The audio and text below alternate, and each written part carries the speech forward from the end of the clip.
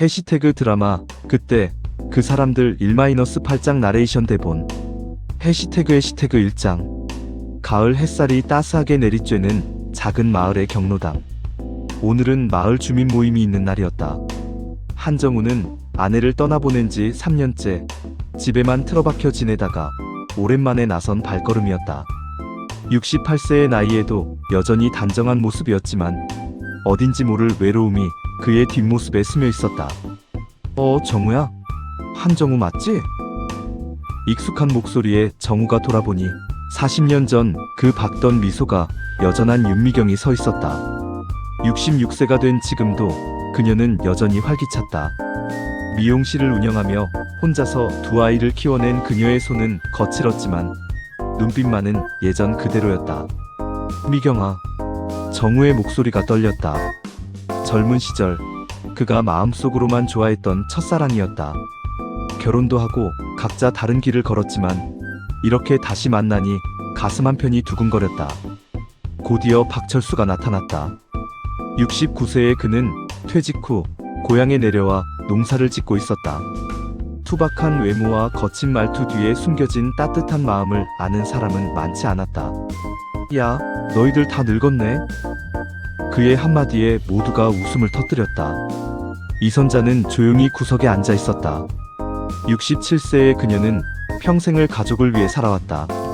하지만 자식들은 바쁘다는 핑계로 연락도 뜸했고 손녀 할인이와도 세대 차이로 자주 다뤘다. 이제 와서 누가 날 기억이나 할까? 그녀의 마음은 쓸쓸했다. 마지막으로 정혜룡이 지팡이를 짚고 천천히 들어왔다. 70세의 그는 젊은 시절 밴드 보컬로 활동했던 자유로운 영혼이었다. 지금은 건강이 좋지 않아 무대에 서는 것이 꿈같은 일이 되어버렸다. 하지만 그의 눈에는 여전히 음악에 대한 열정이 남아있었다. 40년이라는 세월이 흘렀지만 5명의 동창들은 마치 어제 헤어진 것처럼 자연스럽게 이야기를 나누기 시작했다. 야, 기억나니? 졸업식 날 우리가 그때 선생님이 얼마나 무서웠는데. 추억들이 하나둘씩 되살아나며 그들의 얼굴에 미소가 번졌다. 하지만 웃음 뒤에는 각자가 짊어진 삶의 무게가 있었다. 사별의 아픔, 자식과의 소원함, 건강에 대한 걱정. 말하지 않아도 서로의 눈빛에서 읽을 수 있었다. 이들은 이날부터 정기적으로 만나기로 약속했다. 마치 젊은 시절로 돌아간 것처럼 그들에게는 새로운 이야기가 시작되고 있었다. 해시태그 2장 두 번째 모임이 열린 날 5명의 동창들은 서로의 진짜 이야기를 털어놓기 시작했다. 40년이라는 세월 동안 각자가 걸어온 길은 모두 달랐지만 모두가 무언가를 잃어버린 채 살아왔다는 공통점이 있었다. 한정우가 먼저 입을 열었다. 사실 혜순이가 떠난 후로 하루하루가 힘들어. 아침에 눈 뜨면 옆자리가 비어있는 게 아직도 익숙하지가 않아. 그의 목소리에는 3년이 지난 지금도 아내에 대한 그리움이 가득했다. 38세 아들 지우는 아버지를 걱정하지만 정작 정우 자신은 어떻게 살아야 할지 모르겠다고 했다. 윤미경은 쓸쓸하게 웃으며 말했다. 나도 비슷해. 이혼하고 혼자 아이들 키우느라 정신없이 살았는데 이제 애들 다 커서 독립하고 나니까 정말 혼자네. 딸 서연이는 워킹맘이라 바쁘고 가끔 안부 전화 받는 게 전부야. 미용실을 성공적으로 운영했지만 정작 자신을 위한 시간은 없었다고 했다. 박철수는 주먹을 꽉 쥔 채 분노를 토해냈다. 나는 정말 자식들이 원망스러워. 평생 등골이 휘도록 일해서 대학까지 보냈는데 지금은 시골 늙은이 취급이야. 명절에나 얼굴 보는 게 전부고 돈 얘기만 나오면 피해. 농사일로 거칠어진 그의 손에서 서러움이 느껴졌다. 이선자는 눈물을 훔치며 털어놓았다. 손녀 할인이와 맨날 싸워. 스마트폰만 들여다보고 내 말은 잔소리라고만 하고. 예전에는 그래도 손주가 귀여웠는데 이제는 무슨 말을 해야 할지 모르겠어. 세대가 너무 달라.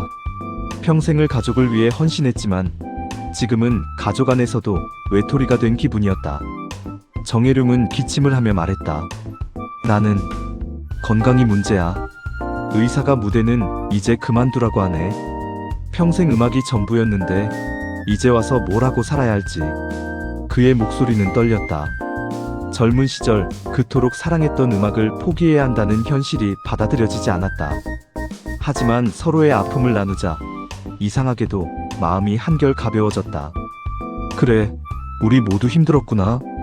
나만 그런 게 아니었네. 각자의 상처를 공감하며 그들은 더욱 가까워졌다. 혼자서는 감당하기 힘들었던 삶의 무게가 함께하니 조금은 견딜만해졌다. 모임을 마치며 정우가 말했다. 우리 이제라도 서로에게 진짜 친구가 되어보자. 이 나이에 뭐가 부끄럽고 뭐가 두렵겠어. 모두가 고개를 끄덕였다. 잃어버린 시간들이 아쉽기만 했지만 지금이라도 함께할 수 있다는 것이 감사했다. 해시태그 3장. 세 번째 모임에서 정혜룡이 조심스럽게 꺼낸 이야기가 모든 것을 바꿔놓았다. 여러분, 우리 이제라도 하고 싶었던 것들 해보면 어떨까요? 그의 제안에 모두가 관심을 보였다. 사실 나도 젊을 때부터 하고 싶었던 게 있어. 윤미경이 먼저 손을 들었다. 그림 그리기. 미용실 일하느라 바빠서 못했는데 이제라도 배워보고 싶어. 특히 수채화로 풍경 그리기. 그녀의 눈이 반짝였다. 한정우도 용기를 내어 말했다. 나는 여행이야. 혜순이랑 은퇴하면 같이 가자고 했던 곳들이 많거든. 제주도, 경주, 강릉. 혼자서는 엄두도 못 냈는데 여러분과 함께라면 할 수 있을 것 같아. 박철수는 쑥스러워하며 말했다. 나는 좀 우스울 수도 있는데 목공예에 관심이 있어. 손으로 뭔가 만드는 거 좋아하거든. 농사일만 하다가 예쁜 소품이나 가구 만들어 보고 싶었어. 이선자는 조용히 말했다. 나는 요리.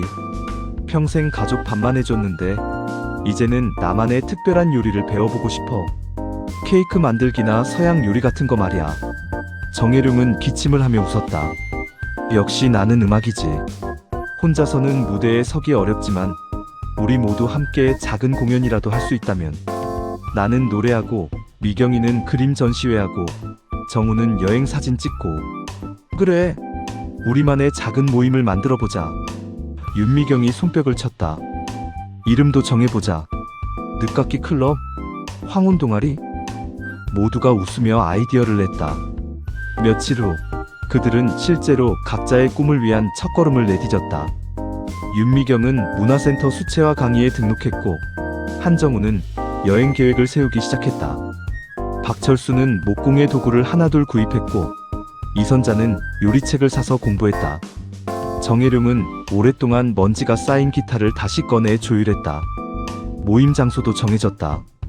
마을 경로당 한쪽 방을 빌려서 그들만의 공간을 만들기로 했다. 황혼 꿈터라는 이름도 붙였다. 젊을 때 못다한 꿈들이 이제라도 피어날 수 있는 공간이었다. 동네 이장 할아버지도 그들의 모임을 응원해 주었다. 좋지, 좋아. 나이 들어서도 꿈을 포기하지 않는 게 진짜 멋진 거야. 필요한 거 있으면 언제든 말해. 72세의 이장은 항상 유쾌하게 그들을 도와주었다. 처음에는 서툴렀지만 함께하니까 용기가 났다. 60대와 70대의 새로운 도전을 시작한다는 것이 설레기까지 했다. 젊은 시절로 돌아간 것 같은 기분이었다. 꿈은 나이와 상관없다는 것을 그들은 몸소 보여주고 있었다. 해시태그 4장. 황혼 꿈터가 문을 연 지 2달이 지났다. 처음에는 5명으로 시작했지만 점점 소문이 나면서 마을의 다른 어르신들도 관심을 보이기 시작했다. 좋은 일인 줄만 알았는데 예상치 못한 문제들이 생기기 시작했다. 가장 큰 갈등은 박철수와 새로 합류한 어르신들 사이에서 시작됐다. 목공의 재료비와 공간 사용료를 두고 의견이 갈린 것이다. 내가 처음에 돈을 더 많이 냈으니까 목공의 공간을 더 넓게 써야 하는 거 아니야? 철수의 목소리가 높아졌다. 그게 무슨 소리야? 우리 모두가 똑같이 회비를 내기로 했잖아. 새로 가입한 김영감이 맞섰다. 당신만 특별 대우 받을 이유가 뭐야? 한정우가 중재하려 했지만 상황은 점점 악화됐다. 철수야, 진정해. 우리 처음 만든 취지를 생각해봐. 정우야, 넌 항상 좋은 소리만 하려고 하네. 현실적인 문제를 해결해야지. 윤미경은 그림 그리기에 집중하고 싶었는데 자꾸 시끄러워져서 스트레스를 받았다. 이런 식으로 계속 싸우면 나는 나가겠어. 평화롭게 그림이나 그리고 싶었는데. 그녀의 목소리에 실망이 묻어 있었다. 이선자는 요리 수업 준비를 하다가 실수로 다른 사람의 재료를 사용했다가 오해를 받았다. 할머니, 왜 남의 재료를 마음대로 써요? 아, 미안해요. 실수였어요. 하지만 상대방은 쉽게 용서하지 않았다. 정혜룡은 건강 문제로 자주 모임에 나오지 못했는데 일부 사람들이 회비는 내고 참여는 안 하면 뭐하냐고 수군거리는 소리를 들었다. 기분이 상한 그는 며칠 동안 모임에 나오지 않았다. 더 큰 문제는 돈 문제였다. 모임이 커지면서 필요한 비용도 늘어났는데 각자의 경제 상황이 달랐다. 박철수는 농사가 잘 안 되어 형편이 어려웠고 다른 사람들은 그의 상황을 이해하기 어려워했다. 우리가 뭐 하는 거야? 한정우는 혼자 한숨을 쉬었다. 좋은 의도로 시작한 모임이 이렇게 될 줄은 몰랐다. 40년 만에 만난 친구들과 멀어지는 것 같아서 마음이 아팠다.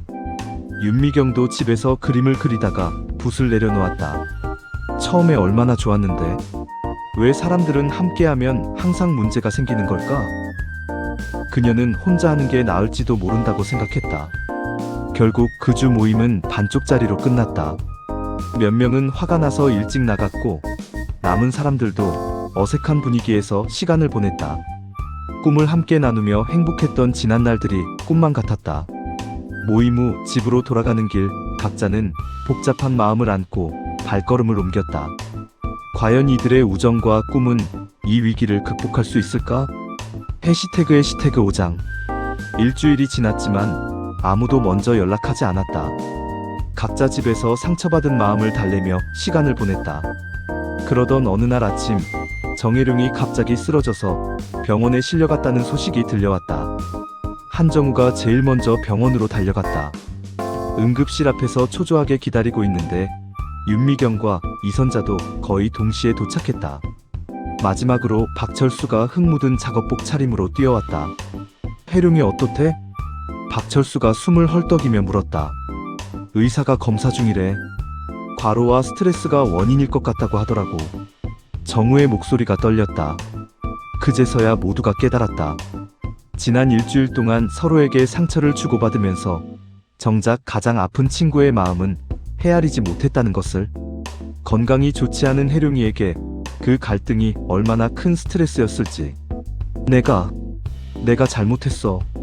박철수가 먼저 고개를 숙였다. 돈 때문에 너무 예민했나봐.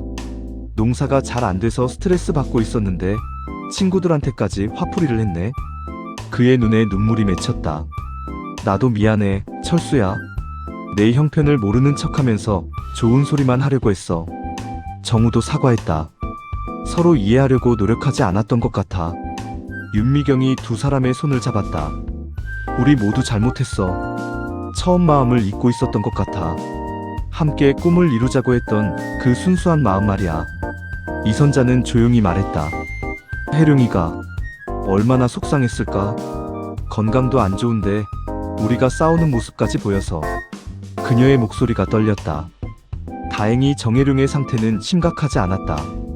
의사는 충분한 휴식과 스트레스 관리가 필요하다고 했다. 병실에서 깨어난 혜룡이를 보자 4명의 친구들은 참았던 눈물을 터뜨렸다. 미안해, 혜룡아. 우리가 너무 어리석었어. 괜찮아, 친구들아. 나도 너무 예민했나봐. 혜룡이의 약한 목소리에 모두가 마음이 아팠다. 그날부터 5 친구들은 진짜 화해를 위해 노력했다. 박철수의 경제적 어려움을 알게 된 친구들은 회비를 조정하기로 했고 정혜룡의 건강을 고려해서 모임 일정도 여유롭게 잡기로 했다. 우리 나이에 뭐가 중요하겠어? 돈도 자존심도 서로 있다는 게 얼마나 소중한 건데. 윤미경의 말에 모두가 고개를 끄덕였다. 이선자가 직접 만든 미역국을 혜룡이에게 갖다 주며 말했다. 이제 우리 정말 가족같이 지내자. 서로의 아픈 곳을 보듬어주면서. 40년 만에 다시 만난 친구들은 이 위기를 통해 더욱 깊은 우정을 확인했다. 진짜 친구란 함께 웃을 때만이 아니라 함께 아파하고 서로를 용서할 수 있을 때 만들어지는 것임을 깨달았다. 해시태그의 시태그 6장. 정혜룡이 회복되고 모임이 다시 활기를 찾을 무렵 한정우와 윤미경 사이에 미묘한 변화가 일기 시작했다. 처음에는 서로도 눈치채지 못했지만 주변에서 먼저 알아차렸다. 정우야, 오늘따라 옷차림이 멋있네. 박철수가 놀리듯 말했다. 평소보다 단정하게 차려입은 정우는 얼굴이 빨개졌다. 그냥 날씨가 좋아서 그래. 윤미경도 마찬가지였다. 그림 그리다가 정우가 들어오면 괜히 머리를 만지작거리고 평소보다 화사한 옷을 입고 나왔다. 미경이 누나, 요즘 더 젊어 보여요. 이선자가 웃으며 말했다. 두 사람 모두 40년 전 학창시절을 떠올리고 있었다. 그때 정우는 미경이를 좋아했지만 고백하지 못했고 미경이도 사실은 정우에게 관심이 있었지만 서로 모른 채 졸업했다. 세월이 흘러 각자 다른 사람과 결혼했지만 이제 와서 그 마음이 다시 살아나고 있었다.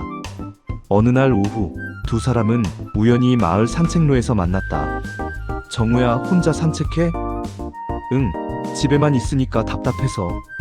자연스럽게 함께 걸으며 이야기를 나누게 됐다. 사실 학교 다닐 때 너를. 정우가 용기를 내어 말하려던 순간 미경이가 먼저 웃으며 말했다. 나도 알아.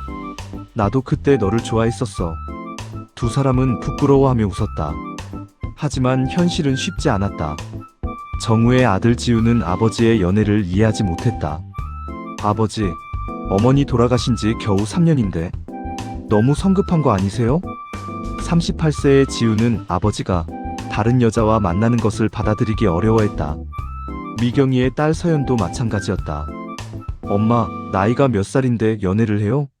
사람들이 뭐라고 할지 생각해보세요. 35세 워킹맘인 서연은 엄마의 연애가 부끄럽다고 했다. 주변의 시선도 따가웠다. 동네 사람들은 수군거렸다. 과부가 된 지 얼마나 됐다고. 이 나이에 무슨 연애야? 하지만 정우와 미경이는 조금씩 용기를 내기 시작했다.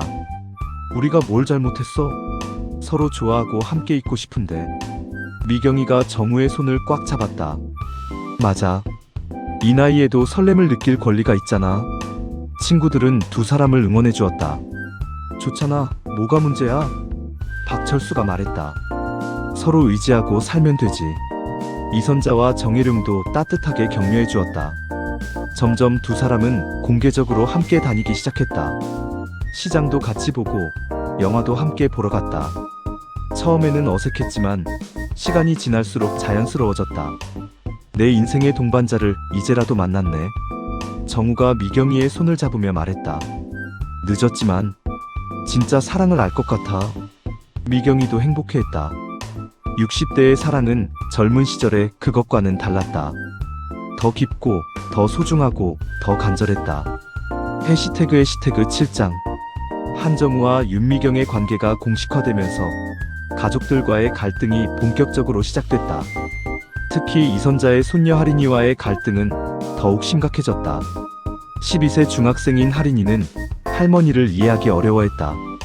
할머니, 왜 맨날 그 할아버지들이랑만 놀아요? 저랑은 시간도 안 보내면서. 하린이의 목소리에는 서운함이 가득했다. 예전에는 할머니가 자신만 챙겨줬는데 요즘은 친구들과의 모임에만 신경 쓰는 것 같았다. 이선자는 속상했다. 하린아, 할머니도 친구가.